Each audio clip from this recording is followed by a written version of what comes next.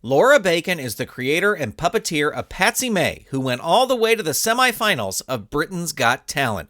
She also puppeteered on Solo, a Star Wars story, The Dark Crystal: Age of Resistance, and the recent incarnation of Spitting Image. I talked to Laura about her path to puppetry and her career on this episode of Under the Puppet. You're listening to Saturday Morning Media. And now, back to our show. Welcome to the show that is preserving puppetry through the personal stories of professional puppeteers. My name is Grant Pachoco, and this is Under the Puppet. Laura Bacon, welcome to Under the Puppet. Thank you. I feel honored. I'm honored to have you on the show. I'm so excited to talk to you today.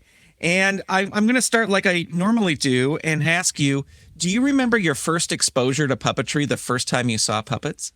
I think it was probably Sesame Street. It must have been Sesame Street, yeah, because I was quite obsessed with that as a toddler. And that was when it was, because I don't think you can actually see it on terrestrial TV anymore in the UK.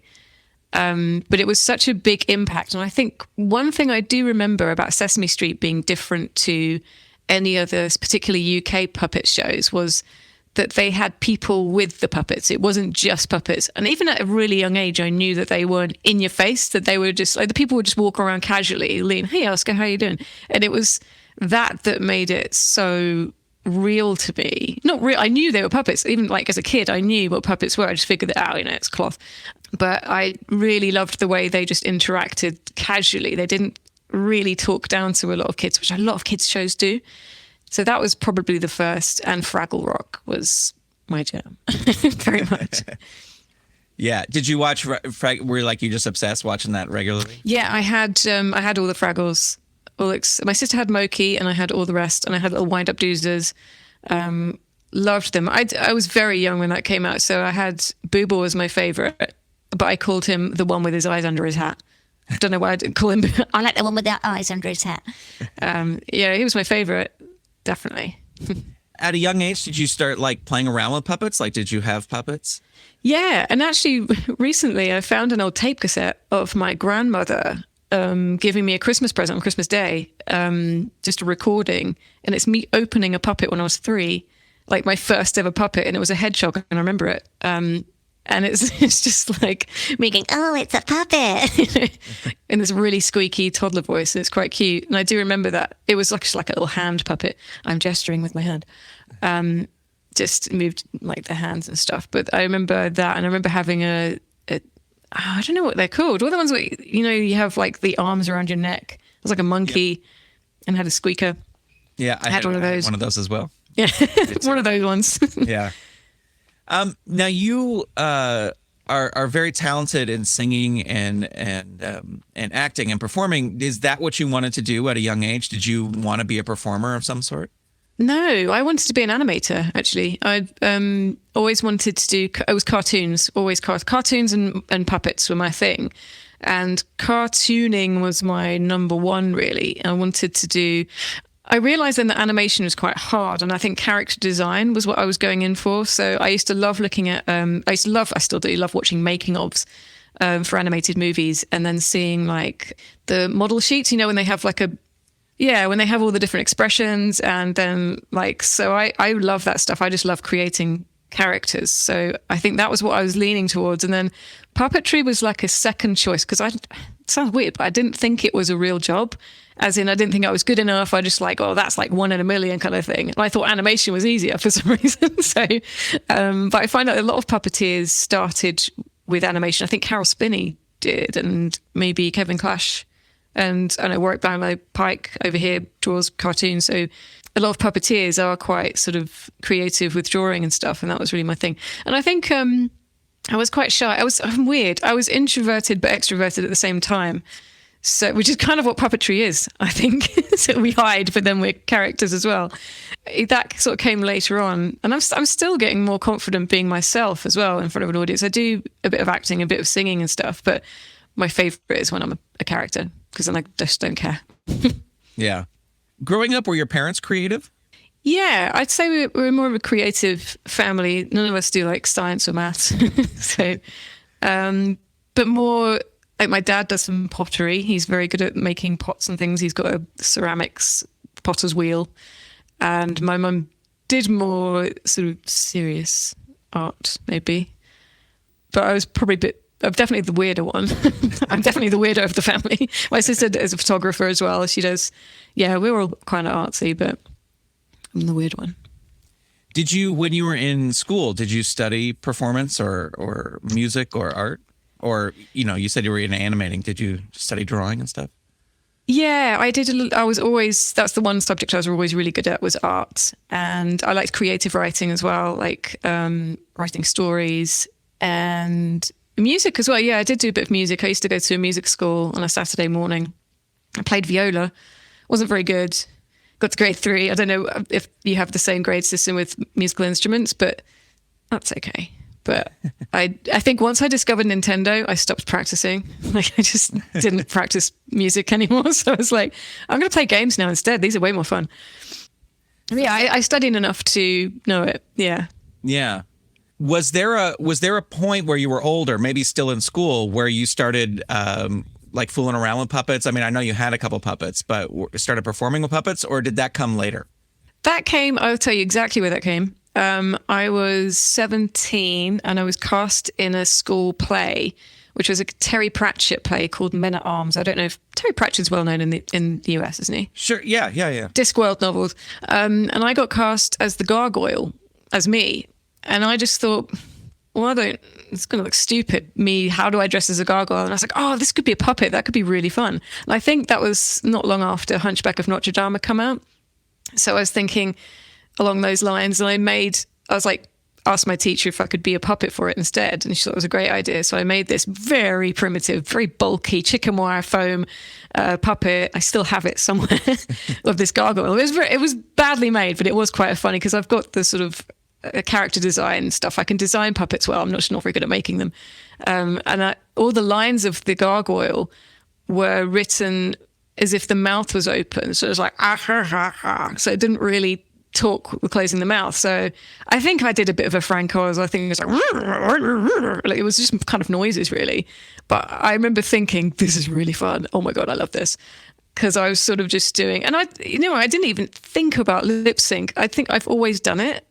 And that's something else I'm sure we'll get to. Like, I had no idea that was a skill, because I think either you can do it or you can't. Like some people just can't do it and they chomp and go like this. But I really loved it. And I thought, this would be great. And I started making them after that for local shows or pantomimes or whatever. And I thought, oh, maybe I'll just make them. But I think now I realize I'm better at performing than making. I can design them, but I just can't. I'm not very technically good at sort of sculpting, or it's the maths that comes into it. Right. It's measuring things. And so I can sew and I can design, but I just find it quite hard to sort of put all the technical bits together. I'm exactly the same. I think I'm a better performer than a builder, but I was that whole thing where it's like, no, you lay the design, you lay like the 3D object flat and then you cut it out. No, it's like, I don't know. No. That's crazy. Cannot do it. My brain can't do it. No. Yeah. That's when maths comes into it, and like I can't add. I'm terrible. I'm like dyslexic for maths. I don't know if that's a thing, but I just can't. Numbers. No. Yeah. When you were starting to build, did you have any resources? Like, were there any books or were there any videos or anything that you looked at, or were you just doing it, just figuring it out? Yeah, I had the Jim Henson The Works books, but it doesn't really tell you how to make puppets. So I just looked at the pictures, and then I never thought of looking it up online. Never even occurred to me. I didn't know what to look for, I think. I was very backwards, I suppose. And I just thought, no, I can figure this out myself. And I quite like having a challenge. And I didn't really know that there was a standard pattern. I just thought, oh, everyone just must make it up themselves. So I just tried to copy Muppet stuff, and I had the book. I used to just watch of Muppets and Men, like the backstage Muppet Show documentary. I still love watching that because I just love watching all the backstage stuff. Yeah, but it didn't really help. But later on, I realized there was actually standard patterns that I could use. Like, oh, okay, that's much easier now. But yeah, I think performing is what I'm better at. Yeah. I read a few interviews with you before we spoke today, and one thing I thought was interesting is that you actually spent some time in New York and teaching at a camp for the arts, right? Yes, that was Long Lake Camp for the Arts. And I loved it up there. It's in the Adirondack Mountains, which I hadn't been to before. And I'm slightly obsessed with them. Like, it's like so many people, even in America, the other parts of America, not many people have gone there. It's not like a big, well-known park. And it's my favorite place ever. So I worked there for 4 summers. And I was the puppetry teacher. So I taught kids how to make very simple puppets with a pattern this time. Like the glorified sock puppet. Mm.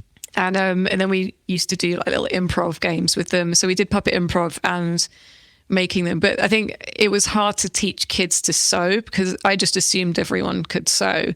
So if they were really little kids, it was like, oh, okay, now I've got to teach you how to sew, let alone make a puppet, which is quite hard. So a lot of them gave up, but, it was nice for them to have a go or just have something primitive to use. But yeah, I loved it there. So made lots of connections in the US from there too. Yeah. How did this opportunity come about for you to teach at this camp? I was working at a lingerie company. I was retouching images of models and I had to airbrush out the pubes and the nipples off the lingerie models on Photoshop. And that was my job for 5 years. And it wasn't really what I wanted to do. I kept thinking, maybe I'll chase the puppet dream. And one of the girls that worked there with me was talking about this camp. And I've always thought summer camps were for sports. And because I always wanted to do it. And I was like, well, I'm not sporty at all. And she was like, oh no, this is an arts camp. They'd love puppets because she knew that I made puppets and did some odd puppetry. And so I just contacted them and I got the job through that. And then I realized that was definitely more what I wanted to do. And I had sort of a few years out traveling and not retouching pubes. So that was, that was good. And then I think one of the kids that I taught my last year knew Peter Linz because she was from upstate New York and they had done Avenue Q and he'd done a workshop for her. And I hadn't actually heard of him because I knew of Walter and the Muppets, but I didn't know he was quite sort of new on my radar. So I just reached out to him and then, it sort of went from there. And then it wasn't until Peter actually replied to me. I think I sent a showreel, very primitive showreel. And he replied straight away and he was really complimentary. And I didn't even think he was going to reply. So it was actually, thank you, Peter, who actually just said, yeah, you can do this. And then I was like, oh, cool. I didn't know I was good enough. So I genuinely just thought, wow, it'd be good enough to do this. So thank you. Yeah. Thank you, Peter. Thank you, Peter. Now you built your first, we're going to talk a lot about your character, Patsy May, who I absolutely love.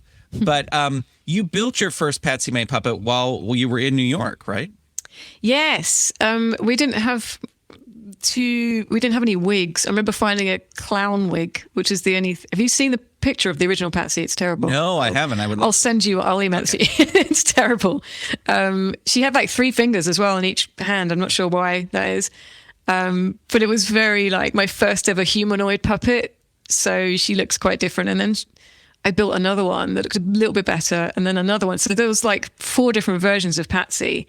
And the last one that I had made, I took to Britain's Got Talent. And when they said I was through to the televised round, I just thought, no, I'm not having that on TV all close up. So I asked Phil Fletcher, who's an amazing puppet builder, to rebuild, gave him my awful Patsy, and he made her into the Patsy she is today. Yeah. Let me ask this. Was the character, did you have the puppet first and then the character just developed out of improvising with the puppet? Or did you have this character in mind when you were building the first puppet? She came from the puppet, definitely. I just wanted to build a human because before then I think I'd just done animals or monsters. I hadn't done like a Prairie Dawn type, humanoid Bert and Ernie's kind of puppet. And I wanted to sing with her. Actually, that was the main thing. There was a guitar guy. There was a guitar teacher at the camp who had a lovely voice. And I kept saying, wouldn't it be great to just do a puppet duet? Like, I always loved the idea of a puppet person singing with a human person and it's completely normal. And there's no like, you're a puppet, like obvious stuff. Like it's just, you're a duet. That's what you are. So we just wanted to do a very simple song that we both knew. We did Something Stupid. And they had like counselor talent nights. So we did it for the kids at the camp. We were in the wings and I hadn't even given her a name. And I said, what should I call her? And he went, how about Patsy? And I was like, oh yeah, that'll do. So that literally, this was at the summer camp. So that kind of stuck. He doesn't even remember naming her, but Ian, you named Patsy. And then, she just I just kept her as Patsy. And I did another few gigs when I got home in pubs. Drunk people love puppets. Like, pubs are great gigs and venues for gigs.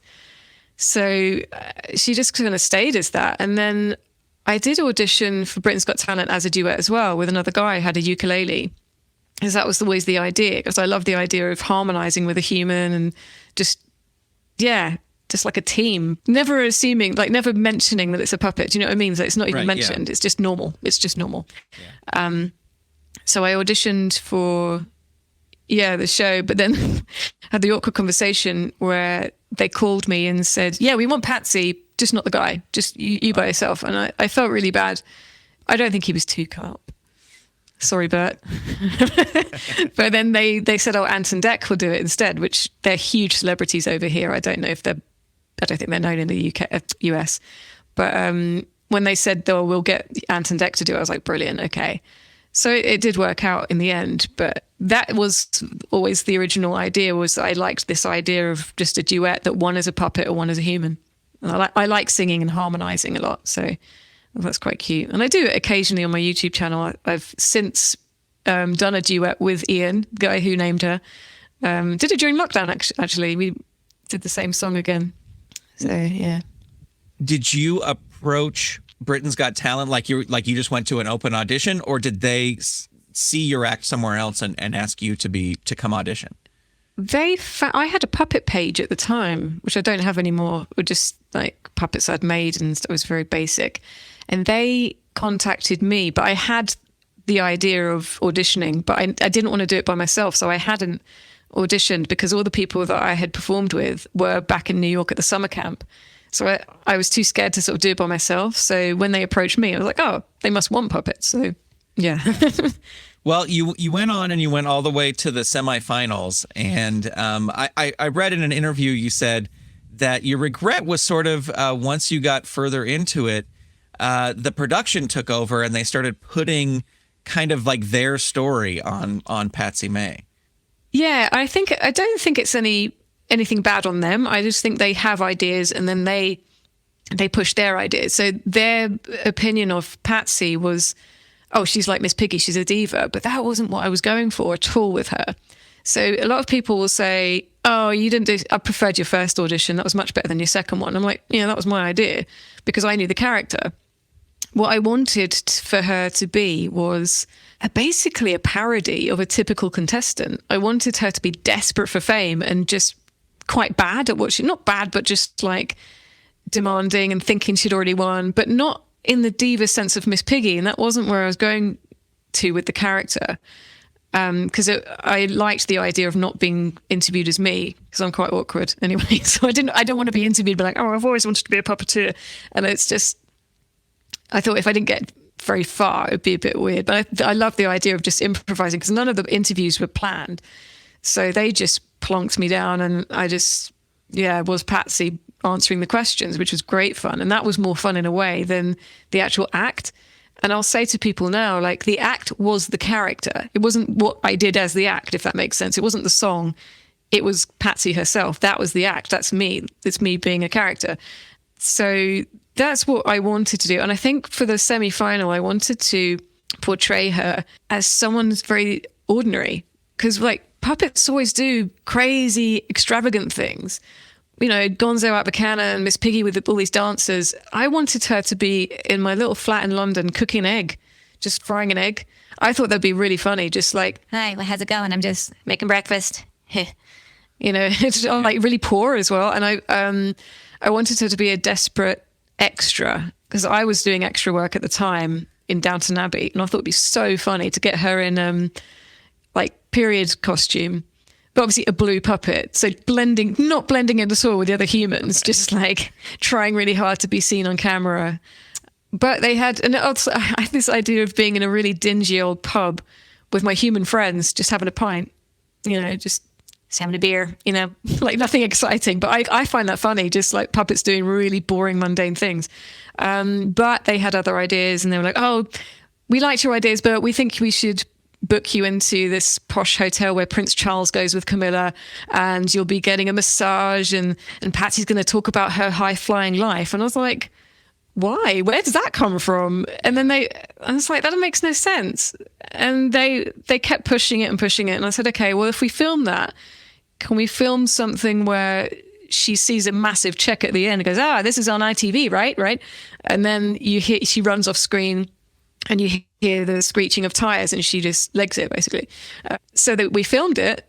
And it came to the semi-final on the night and I was in the wings waiting to go on. They were showing the VT and they cut that bit from it. And I was like, that was the whole joke, that she couldn't afford it. And she thought that it was being paid for by the TV company. So that was kind of annoying. And it didn't make any sense to me that suddenly she was this diva and suddenly she was all glamorous. Like, she wasn't glamorous. That was the whole point. She was just like a desperate wannabe. My name is Patsy May. I'm from upstate New York, but I was actually born here. Oh my God, shut the front door. Look at that guy. He's pretty hot. He's not gonna make it, but he's pretty hot. She's got it. I'm an all-rounder, really. Singing, acting. I played wench number 2 in Robin Hood, and I was woman walking by in Sherlock Holmes. And when she says, I don't know if you remember in the first auditions, she says, I was girl walking by in Sherlock Holmes, or woman walking by in Sherlock Holmes, and wench number 2 in Robin Hood. Those were things that I've done. I was wench number 2 in Ridley Scott's Robin Hood, and I was woman walking by in Sherlock Holmes. So those were all sort of things that I could relate to, because it was just like when you're so desperate, like I got to make somewhere in the movie business, and that was kind of more of what I was going for with Patsy. But it took a while to then sort of come down from this like diva thing. I don't know. It was a learning curve, but what was funny. Sorry, I'm really talking a lot. No, it's fantastic. When I did the semi-final, that was the first time I'd ever done puppetry on TV, and it was live, and it was my own character, and I was singing, and I was terrified. So most people sort of work their way up through the industry stuff. As a runner, I was assisting with the right-handing for a while. I'd never right-handed. I was just doing everything right in the deep end. So in a way, it kind of like threw me into it. And I did my first ever assisting job this year, like right-handing. I'd never actually right-handed anyone. Yeah. And I did that on Spitting Image this year, because then it was quite funny. It's like, I've done my own character and done live TV, but I've never assisted. So I was learning, like, even that is quite a skill to have. Man, there's so much I want to ask you about, and I'm gonna just kind of wrapping up with this Britain's Got Talent experience. After the show, I think you kind of touched on this, but after the show, did you keep the producer's suggestions for her character, or did you just go back to your original idea for what you think? Yeah, I totally went back to my ideas. I think I did have a manager for about a year, but I didn't really get anything. I think they were looking for that kind of big diva-y sort of thing, and I kind of resented that word a little bit. I didn't want to be like Miss Piggy, because that's been done. Like, why would I want to copy her? And then I had the experience of the German TV show ripping off Patsy, which is a whole other story. That too, yeah. Yeah, oh my. I don't know where to start with that. I mean, basically it was 2 years after Britain's Got Talent, or a year after.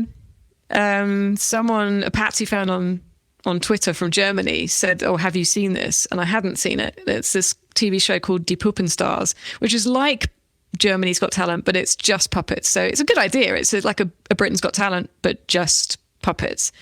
And there was this character very similar to Patsy, doing my exact semi-final act, exactly how we'd done it, with the dancers, the same song, the same font on the writing, called Miss Izzy. And it was even down to the camera angles, and even down to the ad-libs that I did on the night of my semi-final, but all in German. So I was just like, what is going on? To try and make a long story short, I contacted them, and it was almost like, should I sue them? This is really bad. And then they just invited me over to the show instead. And I was like, well, actually, I'd like to go to Germany. That sounds really fun. And I'd love to be on the show. It's great. It was paid. So it was like, yeah, great. And we filmed some really fun stuff in Berlin and Cologne, and I had a great time there until it came to doing my act, which we'd pre-recorded the song and dialogue, which I did not like. I didn't like talking I spoke a fair bit of German, which was quite hard as well. But also during the song, I said to the guys, hey, come up and I'll sing to you. but it was pre-recorded. So I had to assume that they were coming up, and they didn't come up. And I was like, oh no. And then my monitor had a 3-second delay on it, which is just the worst. Yeah. So I couldn't use that. And then I thought, okay, this is going awful. Yeah. Then after the pre-recorded song, basically the feedback was, we don't like you because you've copied us. We've already got a character like you. Why have you done this? I've never been so angry and upset and all the emotions in my entire life. Because bear in mind, I'm still like up there with Patsy, and there's the German audience in front of the cameras. And I said some bad words as Patsy. And I was just so upset, and I sort of stormed off. And I said a really silly thing. I was like, the British tabloids will hear about this. But I didn't go to the British tabloids. But I was so upset because I was humiliated, because I was more upset that they copied me in the first place. And I couldn't understand. But I don't think the judges knew the connection. They didn't know that their character on the show from me. And then so the lady who puppeteers Miss Izzy said, oh yeah, I've watched all your YouTube stuff. I studied you. It's like, obviously you get paid. Yeah, I was like, this makes no sense. Yeah. But I laugh at it now. It's a good story. Well, let me ask you this: after all that, after doing Britain's Got Talent, and then a year or so later having this thing happen to you, would you do a show like Britain's Got Talent again, or a similar show like Probably. I think I have a bit more wisdom behind it now, so I know what to look out for. Maybe. It's quite. I mean, it could have gone either way, really. But yeah, I mean, I don't know why I wouldn't do Britain's Got Talent again with Patsy. I don't think there's any need to do that, unless she was just on the side doing, stuff backstage. But to do an actual act, it would have to be something completely different. But I don't know, maybe America's Got Talent. Who knows? Well, I have stories about that. They did very, very much the same thing with my puppet character, but right from the beginning, they were like, yeah, we kind of don't like his story, so we want him to have this story instead. And I was like, yeah, but that's kind of not what he is. They didn't change his personality. It was just his whole backstory. And I'm just like, okay, but this doesn't. Anyway. That wasn't Ira Fennelbloom. No. No. That was not okay. me. They didn't even, it was my character Toily. And when he popped up, I know that guy. they buzzed him immediately. They just he didn't even do, I didn't even get to do the act on stage because they just immediately, they didn't like him. And then but he's a toilet paper. All they showed was just one, really 2-second clip, which was fine with me because I was like, okay, great. If that's all they show, then I can say he was on it. And it's so hit and miss, though, isn't it? That's just it. I think it's like a luck thing, because so many people I know who've been on it who are incredibly talented, and then they just very hit and miss. But yeah, I guess I was lucky. Like you, my favorite thing was they put Toily with a couple of the other contestants and just him talking to them. And that was my favorite thing out of it because it was just improvising and making things up. I love making things up. Yeah. It's my favorite. Well, I want to ask about, because I looked sort of at your credits and a rundown of the things you did. And it says that on one website I saw that in 2012 you actually puppeteered on Les Mis, the movie Les Mis. And I will say that I haven't seen it, but I would love to know what the puppetry was in Les Mis. I know, right? It's hilarious that was my first ever paid puppetry job. That's when I officially was like, right, I'm a puppeteer, because I never called myself a puppeteer until I got a paid job. So that was my first paid puppeteering job. And it was Les Mis, and nobody believed me, rightly so, because the scene was cut. Funnily enough, the scene with the puppets was cut. So there was a scene, I'm sure I'm allowed to say this, there was a scene where Cosette walks through a sequence called the Frost Fair sequence. It was a Christmas fair, and there's lots of things going on. There's a Santa Claus, and there's Punch and Judy, and then she stops and looks at this big elephant, and it was like a big marionette elephant. I was playing a puppeteer as well, so I was visible. So I was like, ooh, here's my elephant. And it was a big scene. I got a close-up. I remember they interviewed me for the making of. Nah. It just exists in my head. There's one picture, actually, a sneaky backstage picture to prove that it did actually happen. But yeah, my first puppetry job was Les Miserables. Who knew? Now, you say you were doing a marionette there. Did you have marionette experience before that? Have you practiced with marionette? No, it's still the only marionette I've ever done. It was very primitive. That's probably why they didn't use it in the end. It was very I think it was meant to look like that, with ropes and rags coming off it. I think I did all right. I don't think it was my fault. And I think it was just completely not necessary to the film. It was already really, really long. Yeah. So, yeah. But that was your first gig. So that's yeah, good. yeah. Yeah. Even if no one ever saw it. You also participated in one of the Sesame Street workshops as well. Yes, that was so much fun. I still say to this day that I learned more on those 3 days than I did on my 3-year degree. Like, just, yeah, it was so, so good. Just, I think my puppetry improved so much as well since doing that. Just learning little tiny movements as well from Marty Robinson and Peter Linz and Matt Vogel. Those were the guys doing it. It was just, yeah, really, really fun. I feel quite honoured to have done that as well as the only Brit. So I was like, yay. It seems that Sesame Street and the Jim Henson Company this past year, these workshops are becoming a little bit more common. Do you have any advice for someone who is going to apply to go to one of those, or, just advice for how they should approach this? Because I think a lot of people go like, I'm going to Sesame Street and this is going to be my big shot at it. But like, do you have any advice for people who, maybe something you wish you would have known going into this? I think I did it. I did it right in that I would say do your own thing. I never tell people to do a character that's like another Sesame character. I mean, having said that, Patsy's quite generic, I always think, but I didn't really focus on her when I was there. Does that make sense? Like, don't try and be the new Bert and Ernie. Don't try and be like Elmo because they already have them. Do something really different. Do something that's unique to you. That's what I would say. Like, stand out by having something very, very different. And I think that's where Mavis comes into. I don't know if you've heard of Mavis, my other character. Yep, she's on my list to talk to you. My name is Mavis. I'm from a little old town called Haverhill, which is located in Suffolk, East Anglia, between Cambridge and Bury St Edmunds. It's ever such a beautiful town, with lovely buildings and parks. I'm quite well known in the town. Hello, Mavis. Hello, dear. Are you all right? Yeah, you're right. It's a beautiful day. Isn't it beautiful? Yeah. Mavis is the character I'm really trying to push forward because I know that she is the most unique puppet character anyone will come across because she's based on my late grandmother who had a Suffolk accent. Now, the Suffolk dialect and Suffolk accent in the UK it's never heard. It's never heard on TV. There aren't any characters of it. Even people in England can't do the accent because they never hear it. So it's only people that sort of are from that county have this. It's very, very old and it's dying out. So I think what happened during the war, after the war, a lot of Londoners came to the county and it sort of mixed. So only older people tended to have it too. And my grandparents had this accent and I never even thought about it. It never occurred to me that they had this. It wasn't until they passed away where I missed them and I'd be talking to my sister and just doing their voices, I suppose, and doing phrases that they'd say.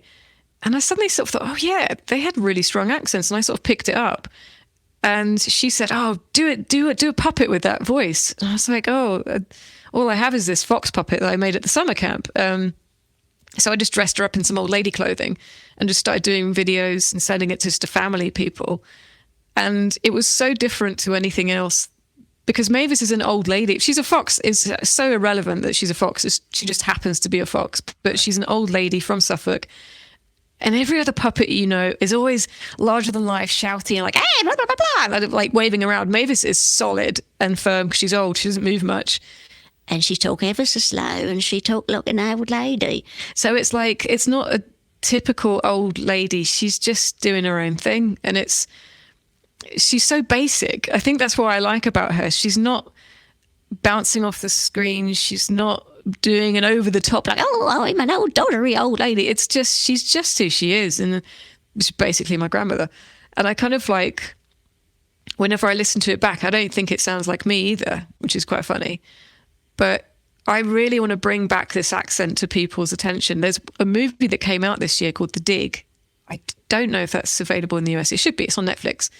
And it's got Ray Fiennes in it. And he's the first actor I've ever seen to do the Suffolk accent perfectly. But it turns out he was born in Suffolk. So I was like, okay, that's why he did it. But it's so different. Like, it's very much like a West Country, The Hobbit sort of, ooh, Mr. Frodo. It's similar to that. And people always think it's that. But it's it's just different, and it's a very different accent, and I love doing it because I know that not many people can do it, for one thing, because you have to sort of have come. I'm from Suffolk, so I know what it sounds like, and for years I couldn't do it. But then when I sort of got it, it was like a My Fair Lady moment. It was just like, by Jove, I've got it. This is how you do it. And then thus Mavis was born. And Mavis is a character like Patsy. I'm acting. I'm aware of acting and I'm doing it. But with Mavis, I just can do it. Yeah. So I started doing a video of Mavis in my hometown just for YouTube, just for fun, really. And the local radio station, BBC Suffolk, found it. And I was invited on to the radio show. So then I sort of went on again, and then I'd bring the puppet into the studio, which is just so bonkers when you think about it, like puppets on the radio. But some people even now think that Mavis is a genuine old Suffolk lady. So I'm like, brilliant. Okay, that means I'm doing it right. So since the lockdown, since last year, beginning of COVID times, I started doing a radio spot with Mavis every Saturday called During the Virus. And she'd just talk about the stuff that's happening during the coronavirus. And it was all very silly, and it got crazier and crazier. So I've been doing that for like a year and a half now. But she's a radio character, but she's also a puppet. So Yeah. I'm just trying to get her out there just to do more stuff with her, really. Yeah, I love you have a video, like it's an old railway, I think. Yeah. That was the first one I did. Yeah, her talking about it. I think it's a fantastic idea. I think it's really great. Are you looking to do more of that once, I don't know how it is over there, but like here we can go out, and then we can't go out, then we can go out again. Yeah, it's like that over here. Boris, I don't know what he's doing, but like the rules change each week. But right. I was just meant to be doing a Patsy show actually between Christmas and New Year, and I've just cancelled it because half the West End is closed. So loads of cast have got the virus, and I'm just like, okay, I don't know if I should do that. So I'm postponing it till next year. I talk sometimes as Mavis on the live radio feed. So if I haven't planned anything pre-recorded, I'll just chat to the presenter, Georgie, and we just go off on a tangent sometimes. And we were talking a few weeks ago about Black Friday and how the UK seems to have adopted Black Friday with all the bargains and all the sales and everything, but not Thanksgiving dinner. So I'm like, why don't we have the dinner as well? So as Mavis, I was like, I'd much rather have a dinner than a bargain. And I think Georgie said, oh yeah, I'd rather have a roast than a bargain. And we just laughed that it sounded like an old Cockney music hall song. Are they well known? I think the Muppets released some songs actually, like Don't Dilly Dally, that kind of like old fashioned Victorian sort of knees up song. Yeah. And live on the radio, because I love a challenge, I just said, oh, I shall write that. I'll write a song next week and you can play it. And then she was like, okay. And then after I came off the air, I was like, oh no, I've never written a song in my life. But as I love a challenge, I decided to write this song. And I put lots of Suffolk references in it. Ed Sheeran is from Suffolk, proud Suffolk boy. Don't think he has the accent though. He's young. He's not old enough. I bet his grandparents do. But he's mentioned in it, and Sutton Hoo, which is the subject of the Dig, starring Ray Fiennes. So I made this sort of very silly song, and then she played it the next week, and it got a lot of feedback from some of the listeners.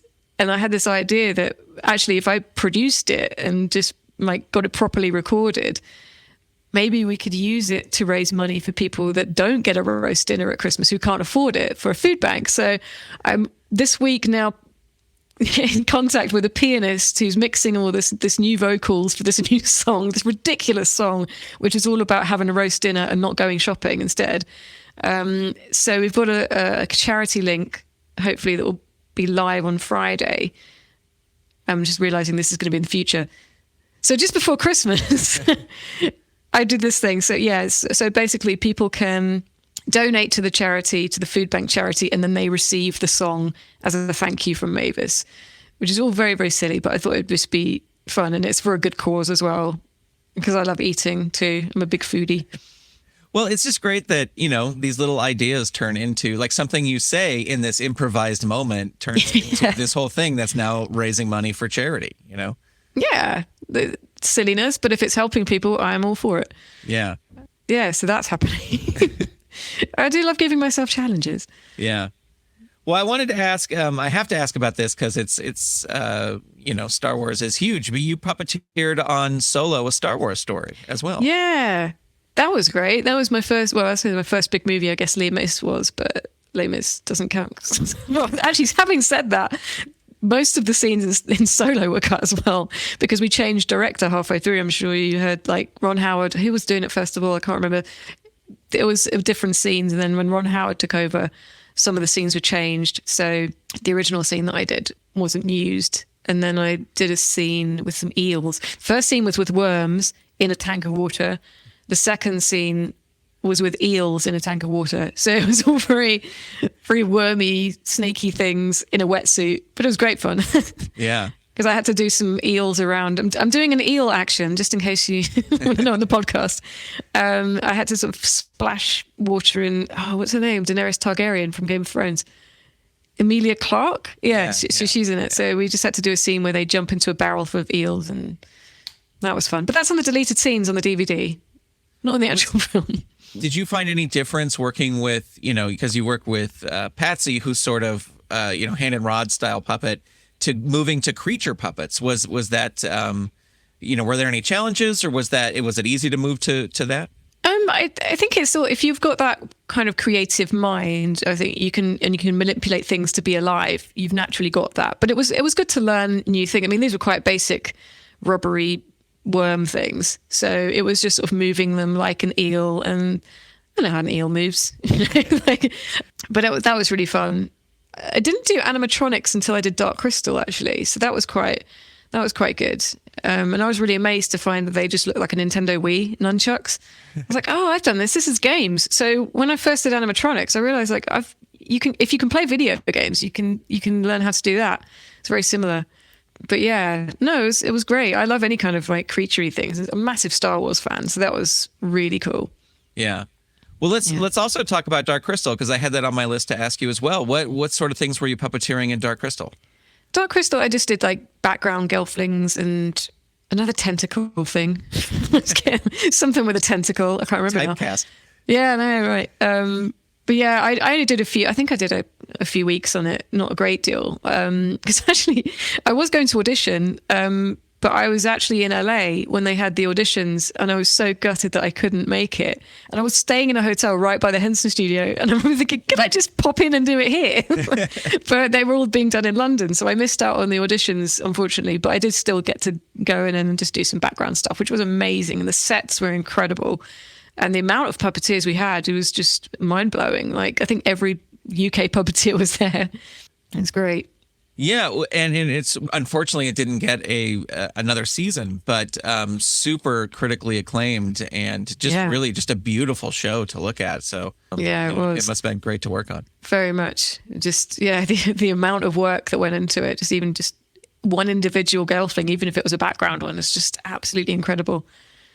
Yeah, the creature shop people, or whatever people making them, were just amazing. Yeah. And I know that, you just said that every UK puppeteer was over there, and I know that Kevin Clash was over there, and Alice Deneen. Do you like working with these other puppeteers and hanging out with them and I don't know, maybe learning from them?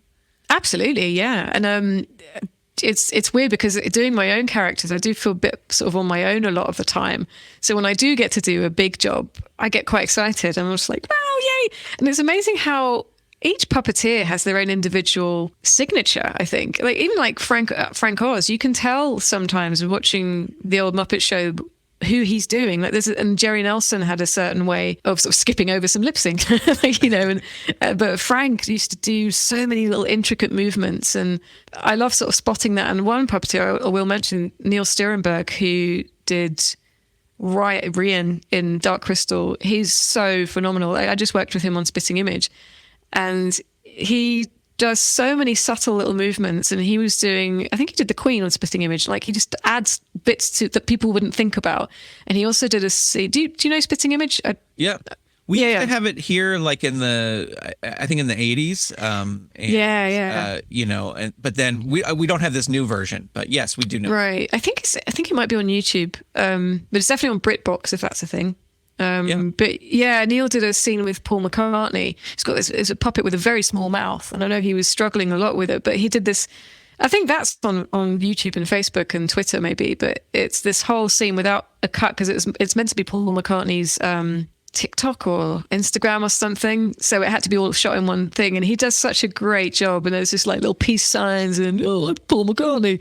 It's so, so good. The first day I worked on that, I got to do Gwyneth Paltrow, which I loved. I didn't do her voice, unfortunately.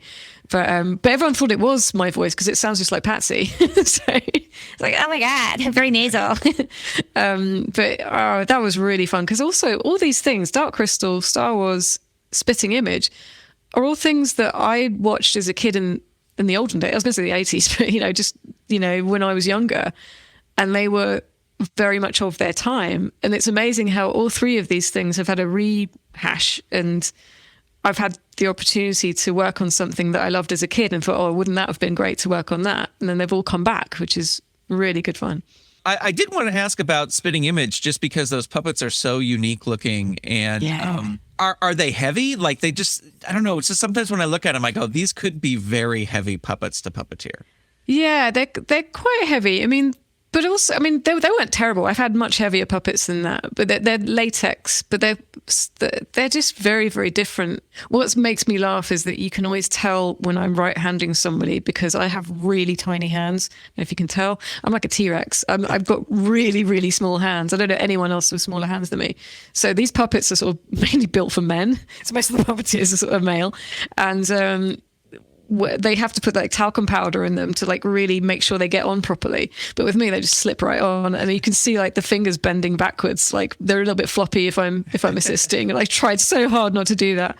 But Elton John's hands fit me because he's got really small child hands for some reason in his puppet. So I was good with Elton. I loved that show so much though because it was just so silly. Like it's very adult humor. It's very satirical, and I used to get covered in like fake pee or water or fake puke. It's very silly. Yeah, that's a fun day at the office when you get stuff. Really enjoyed that. I wanted to talk about, and I know we're kind of going out of order here in the things that are done, but I wanted to talk about An Evening with Patsy May because I love doing live shows with puppets, and it's a huge inspiration. This was a 90-minute show that you did. And I want to talk a little bit about the show, but I want to start by asking, was this just sort of a compilation of different bits you had been doing with Patsy that you put together in a big show? Or did you sit down and write it from start to finish? It was structured. It was definitely written down as like, right, this is going to be this section, this is going to be this section. And because it was so long, I had to split it up with videos. So I'd have like 5 minutes with my arm up and then be like, okay, then we're going to do this. And then whatever the video was would then lead into the next section.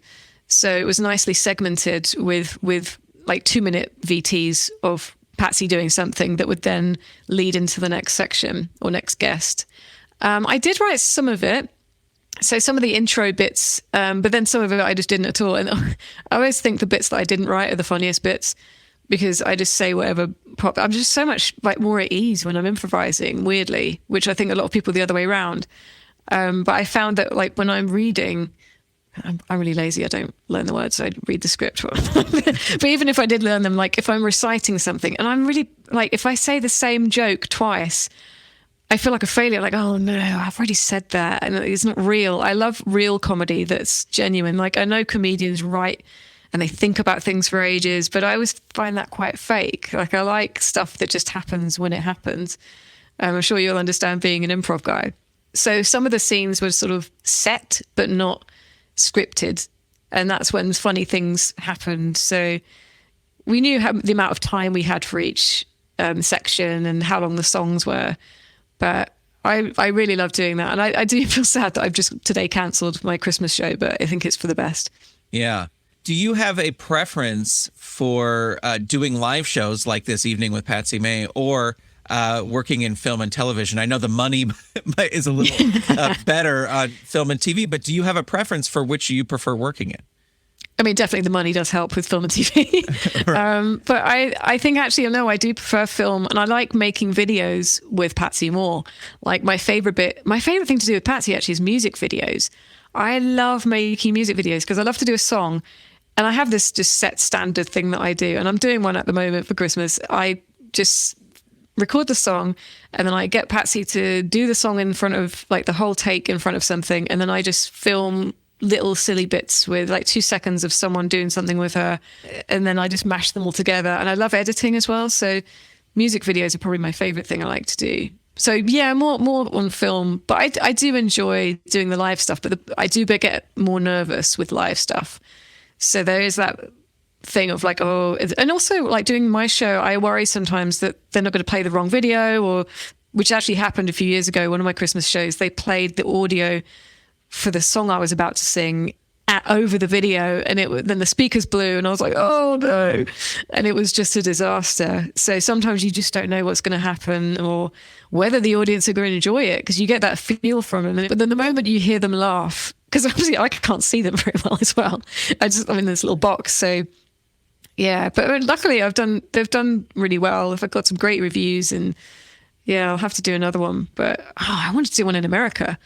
I just don't know how. If you can get me a gig in LA, let me know. Absolutely. We'll set that would be fun. When you are doing the live show with Patsy, do you have a monitor, or are you just going without a monitor? I do have a monitor, yeah, but I find I don't use it much. I think I did a Mavis show actually, which went down really well. I've got one of those coming up in June. I know that's quite far ahead. But Mavis is one that I can actually just do. She can talk enough to keep the audience held, whereas Patsy is much better interacting with people. Because Mavis talks a lot about history, and she talks backstage to her friend Phyllis, who was just me mumbling. But it was a very similar sort of thing. I had videos to sort of split it up, and I had guests. But wait, what was the question again? It was monitor. Yeah. So I had a camera set up that I could see the stage, so I could see where to point her head if she was turning to a guest. But that was kind of mostly it. Because when you're doing theatre, you don't have to keep that focus on one spot. You don't have to have the focus down the lens, because you want to address everyone else. So it's a little bit more relaxed in that sense, I find. As long as you know exactly, you can practice with the monitor and know exactly, okay, I've got to do it here, and that's where the audience are. I don't think it's quite as visible as if you're doing something with a screen and then suddenly the eyes are off, because you're addressing a much broader spectrum of people. So you kind of have to sort of drift around and make sure you acknowledge other people, if that makes sense. I hope that makes sense. Yeah. Yeah. One thing I think is inspiring that you do is that you're sort of constantly working on your own things. And I think a lot of times puppeteers are just like, well, I'll wait for an audition, or I'll wait till I get a part on this thing. But you are out there, you're doing Patsy May, you're doing Mavis, your own creations. Is that really like your passion, is kind of working and creating on your own stuff? I think it is, yeah, because like people think I have loads of characters. It's just those two, really. I do have a singing chicken that I do occasionally, but she literally just sings a load of Broadway stuff, and then that's it. I just do that on Instagram. But yeah, it's something I can't not be doing something. I'm always like doing the next project, or I have an idea, and if I've got an idea, I have to work on it. But then at the same time, I still wait for an audition or a job that comes in. I've just got one, fingers crossed, in Scotland in January, some Amazon drama with flamingos. I'm sure I'm allowed to say that much. That's all I know about it anyway. But, just various jobs will come in as well, which is great. But I'm always working on something with Mavis or Patsy. I can't imagine it any other way. I think each puppeteer has their forte. Like some people are really good at one thing, some people are good at another. But for me, it's all character based. It's all character design, which comes back to what I always originally wanted to do, was character design for animation. Excellent. Yeah. Well, as we wrap up, I always like to ask, Laura, what has been the highlight of your puppetry career so far? Ooh, that's really hard. I have a few, I think. Probably Spitting Image was definitely my highlight for this year. That was something I loved as a kid, and getting to do it was really, really cool. Also Dark Crystal, because Henson. Oh, and the Sesame Street Workshop, because Sesame Street. I mean, obviously, and then Britain's Got Talent, because if it wasn't for that, I don't think I would have really been propelled into the world of puppetry. And I made some friends with that, and I've made friends with all these jobs, and it's really cool. I think from doing Britain's Got Talent, I've also been propelled a little bit into the theatre world. So I have lots of theatre friends and met sort of singers and people like that, whereas it's not just puppeteers, So, that didn't really answer your question. All of it. Your whole career is your highlight. I love it. Well, Laura, thank you so much for taking the time to talk to me today. I really appreciate it. Well, thank you. I do talk. a lot. You can feel free to cut any of that. No, I'm not going to cut it. My thanks to Laura Bacon for taking the time to talk to me for this show. For links to Laura's social media, as well as to some of the things we talked about, check out the show notes for this episode number 67, over at underthepuppet.com. Now it's time to announce the winner of episode 66's giveaway for a Flick Beginner Puppet Building Kit from Monkey Boys Productions. The question was, what actor was Greg Bellora working with when he had a breakthrough about playing the truth of the puppet?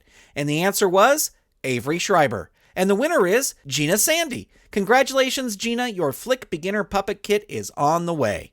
Well, now it's time for this episode's giveaway, and it is for a Critterosity Glove Puppet Craft Kit from Swazzle. Get your creative juices flowing with Swazzle's officially licensed Critterosity Glove Puppet Craft Kit. Combine over 50 precision-cut felt pieces, including eyes, noses, mouths, and more, to create 3 one-of-a-kind glove puppets. To be entered to win, simply answer this question from the episode you just heard. What project was Laura Bacon's first paid puppetry gig? When you find the answer, send it in an email to underthepuppet@gmail.com with the subject line giveaway, and you'll be entered to win. All entries for this giveaway must be received by January 15th, 2022. The winner will be chosen at random from all correct entries and be announced on the February 1st, 2022 episode of the show. 1 entry per household. Good luck. I want to send a special thank you out to all the Saturday Morning Media Patreon patrons who help make this show possible. Patreon patrons at the producer level and above who get a special shout out are Vicky Sebring, David Akers, Tony Urbano, Kathy Crawford, Eve Cunning, and my great aunt Dorothy Pachoco. To become a patron, visit patreon.com/Saturday Morning Media. Well, that's going to do it for this episode of Under the Puppet. If you have any questions, suggestions, or feedback about the show, call our voicemail line at 818-806-9604. Or you can click the Call the Show button in the free Under the Puppet app for iOS and Android. You can also send your feedback via email to underthepuppet@gmail.com, or you can connect with the show on Instagram or Twitter by searching for Under the Puppet.